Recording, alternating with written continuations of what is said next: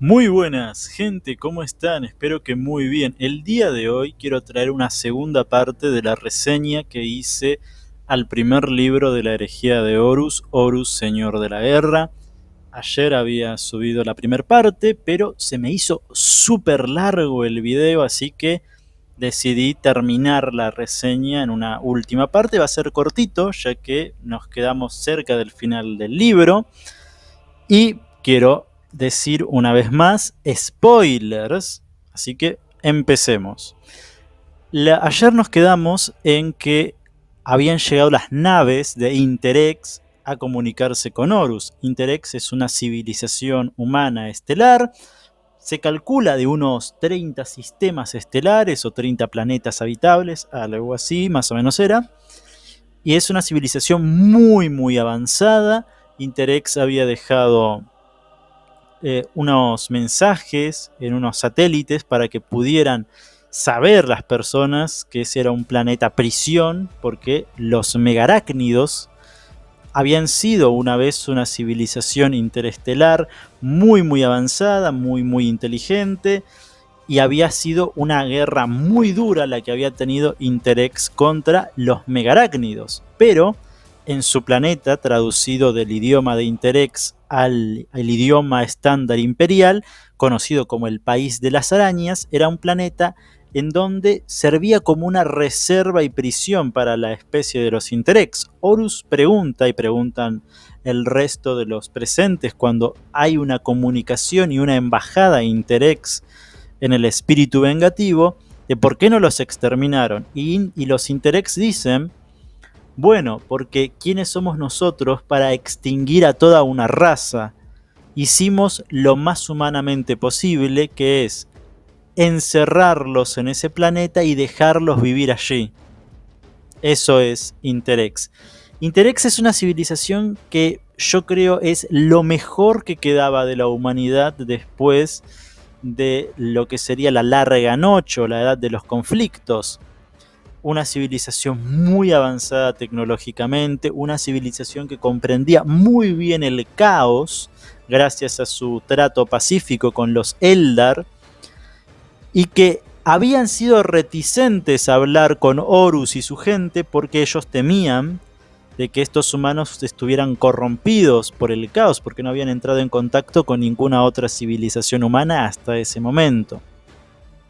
Pero sí habían entrado en contacto con civilizaciones xenos, como puede ser los Eldar, como pueden ser los megarácnidos, y una en particular que se había unido a su propia civilización, que eran los Kinebranch, una raza de alienígenas o xenos tipo orangutanes, es decir, simiesca, muy avanzada, muy inteligente, pero que ya estaba en sus últimos días, su fuerza, el punto álgido de su civilización ya había pasado, y prefirieron someterse pacíficamente a la humanidad y unir su destino con el destino de los humanos de Interex, una civilización fuerte, vibrante, que estaba en pleno apogeo. Hasta, evidentemente, que se encontraran con el Señor de la Guerra. Horus estaba muy indeciso en qué hacer con Interex, porque parecía una civilización muy avanzada, muy inteligente, que tenía otros caminos. Horus ya estaba viendo con muy malos ojos esto de hay que ir a todos los planetas a full violencia y conquistarlos. Vio en Interex una civilización mucho más pacífica, mucho más benévola, que podía enseñar muchas cosas al imperio, y prefirió la negociación pacífica. Es más, ni siquiera que obedecieran al imperio, quería llegar a una alianza, pero obviamente la gente de Interex tenía sus dudas, como ya digo, porque temían de que fueran agentes del caos disfrazados.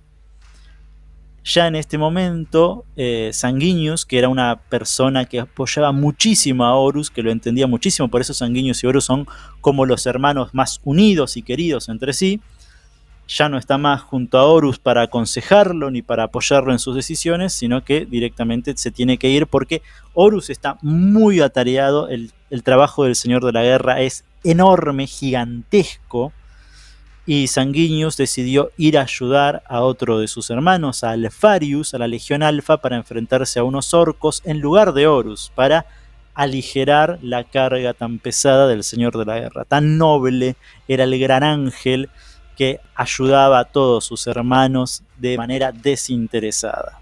Porque todos los demás hermanos iban a buscar a Horus, más que no tanto para ayudar a Horus, sino para ver qué beneficio sacar del poder del Señor de la Guerra. Entonces Horus negocia con Interrex, llega a varias reuniones con ellos, pero ocurre algo horrible, espantoso, terrible, y es que a Horus llega uno de los seres más perversos y siniestros de todo el universo de Warhammer 40.000.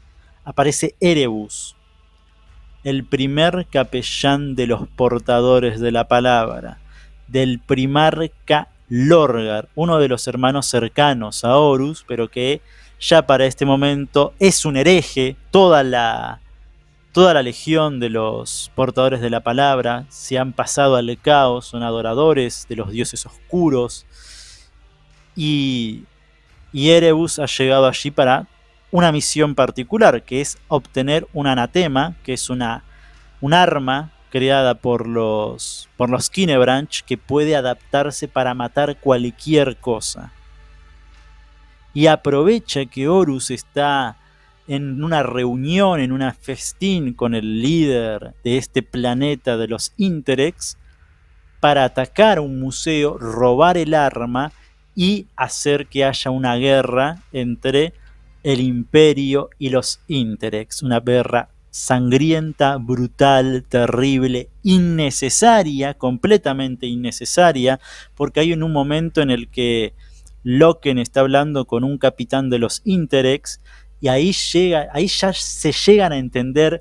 Puede haber un acuerdo inclusive, incluso el capitán dice: lo que más queremos es unirnos a nuestros hermanos y luchar por el futuro mejor de la humanidad, etc. Pero Erebus arruina todo, hay una guerra triste y violenta entre dos pueblos que si Interrex se hubiera unido al Imperio, hubiera sido un gran avance para el Imperio, muchísima tecnología muy avanzada, Horus hubiera logrado algo muy muy importante, incluso pudieron haber logrado que el Imperio sea más tolerante con los senos, que sean, digamos, se adapten a la civilización humana y obedezcan el mandato del Imperio. Pero bueno, todo se fue al diablo, nunca mejor dicho, por culpa de Erebus, que ha cumplido su misión y ha robado esta arma de los Kynebranch.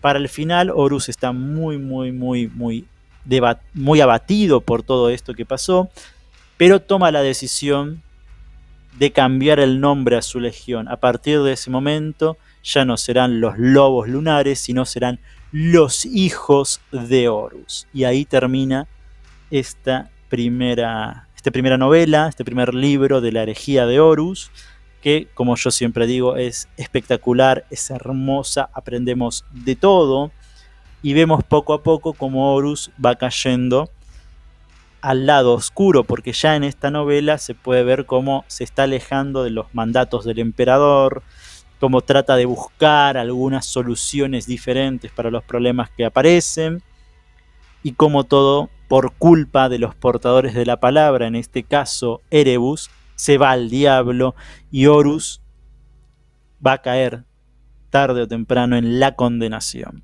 Un excelente libro y se los recomiendo. Sin más, gente, me despido diciéndoles que si les gustó el video denle like, suscríbanse. Adiós.